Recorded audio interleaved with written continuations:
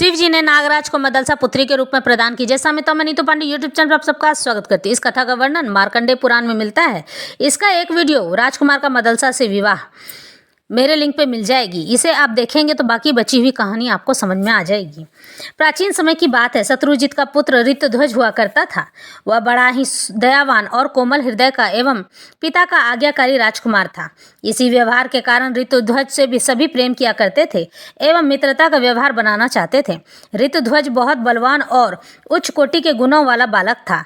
इसी उच्च कोटि होने के कारण दो नाग राजकुमार ऋतध्वज के मित्र बन गए थे एवं वह नाग राजकुमारों ने यह बात अपने पिता अश्वतर नागराज राजा को बताई और दोनों राजकुमारों ने बहुत ही प्रशंसा की ऋतध्वज की। और अश्वतर नाग राजा अत्यंत प्रसन्न हुए इस बात को सुनकर कि एक अच्छा राजकुमार इनका मित्र है। एक दिन की बात है जब पाताल केतु से मदलसा को राजकुमार ऋतध्वज छीन कर ले आया था एवं उसे विवाह भी कर लिया था। तो पाताल केतु का मृत्यु का बदला लेने के लिए उसका भाई ताल केतु ने लेने की सोची और फिर ऋतध्वज को ताल केतु ने पाताल लोक बुलाया। तो ऋतध्वज राजकुमार पाताल लोक चला गया और ताल केतु बोला कि मुझे यह हवन करने के लिए सामग्री लेने के लिए जाना है। हे राजकुमार, तुम यह गले की दिव्य माला मुझे दे दो। ताल केतु दिव्य माला लेकर पृथ्वी पर जाकर राजा शत्रुजित ऋतध्वज के पिता से कहता है कि ब्राह्मणों की रक्षा करते हुए आपका पुत्र वीर गति को प्राप्त हो गया है। तो राजा शत्रुजित बहुत आहत हुए। ऋतध्वज की माता व उसकी पत्नी मदलसा भी फूट फूट कर रोने लगी। ऋतध्वज के वियोग में मदलसा ने अपने प्राणों को त्याग दिया। इधर तालकेतु जब पुनः पाताल लोक पहुंचा तो ऋतध्वज को बोला कि अब आप जा सकते हैं, आपने मेरी बहुत सहायता की है। तब राजकुमार ऋतध्वज जब अपने महल वापस लौटे तो देखा कि सब जगह पर शोक छाया हुआ है। फिर अपने माता पिता से पूछा तो सब राजकुमार ऋतध्वज को जीवित देखकर प्रसन्न हो गए और सारी बात राजकुमार ऋतध्वज को बताई। फिर पूछा कि मदलसा कहाँ है। तो पिता ने कहा कि तुम्हारी मृत्यु की सूचना सुनकर उसने अपने प्राण त्याग दिए।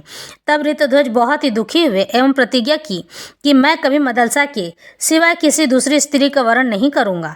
तो यह बात जब दोनों नाग राजकुमारों को पता चली तो उन्होंने यह बात अश्वतर नागराज राजा को बताई। तब अश्वतर नागराज हिमालय पर्वत पर चले गए एवं भगवान भोलेनाथ की घोर तपस्या की। तो भोलेनाथ 7 दिनों में ही प्रसन्न हो गए और प्रकट होकर बोले, कहो अश्वतर नागराज, तुम्हें क्या वरदान चाहिए। तो अश्वतर नागराज बोले, भगवान, मैं चाहता हूँ कि ऋतध्वज की मरी हुई पत्नी मदलसा मुझे पुत्री के रूप में पहले जैसी ही थी वैसी ही प्राप्त हो जाए। तो भगवान शिव ने कहा तथास्तु और कहा कि जब मदलसा की 13वीं हो तो पिंडदान के समय बीज के भाग को तुम खा लेना। तो तुम्हारे फन के बीच से मदलसा जीवित होकर तुम्हारे पास पहले जैसी थी वैसी हो जाएगी और तुम्हें प्राप्त हो जाएगी। तो अश्वतर नागराज ने ऐसा ही किया और अश्वतर नागराज को मदलसा पुत्री के रूप में प्राप्त हो गई। फिर उन्होंने मदलसा को छुपा दिया और अपने नाग राजकुमार को कहा, ऋतध्वज को नागलोक लेकर आओ। तो नागराज राजकुमारों ने ऋतध्वज को नागलोक ले गए। तब ऋतध्वज के सामने अश्वतर नागराज प्रकट हुए, जिनकी दिव्य माला, कुंडल, सुंदर वस्त्र और सिंहासन बहुत ही तेजी से चमक रहे थे। तब ऋतध्वज ने नागराज अश्वतर को देखा तो उनकी प्रशंसा की। नागराज प्रसन्न होकर बोले, ऋतध्वज, तुम मुझे अपने पिता समान ही समझो।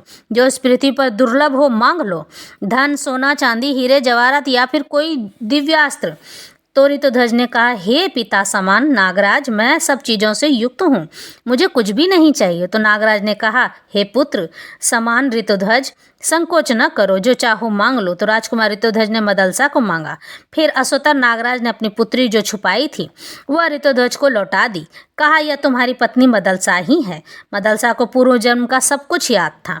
उसने 3 पुत्रों को जन्म दिया।